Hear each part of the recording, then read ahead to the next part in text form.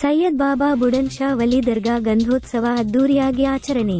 ಚಿಂತಾಮಣಿ ನಗರದ ಹೊರವಲಯದಲ್ಲಿರುವ ಹಜರತ ಸೈಯದ್ ಬಾಬಾ ಬುಡನ್ ಶಾ ವಲಿ ದರ್ಗಾದ 108ನೇ ಗಂಧೋತ್ಸವವನ್ನು ರಾತ್ರಿ ಬಹಳ ವಿಜೃಂಭಣೆಯಿಂದ ಆಚರಿಸಲಾಯಿತು.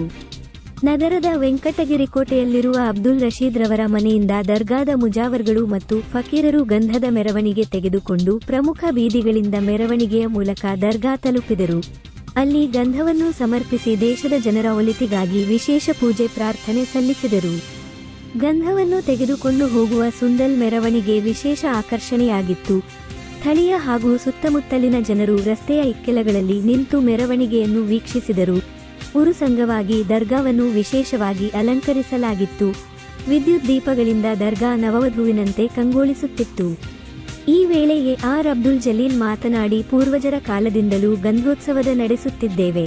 ಹಿಂದೂ ಮುಸ್ಲಿಂ ಬಾಂಧವರು ಒಗ್ಗಟ್ಟಾಗಿ ಯಾವುದೇ ಗೊಂದಲಗಳಿಲ್ಲದೆ ಗಂಧೋತ್ಸವವನ್ನು ನಡೆಸಿಕೊಂಡು ಬರಲಾಗುತ್ತಿದೆ ಎಂದರು. ಯಾವುದೇ ಅಹಿತಕರ ಘಟನೆ ಮರೆಯದಂತೆ ಸೂಕ್ತ ಪೊಲೀಸ್ ಬಂದೋಬಸ್ತ್ ಮಾಡಲಾಗಿತ್ತು.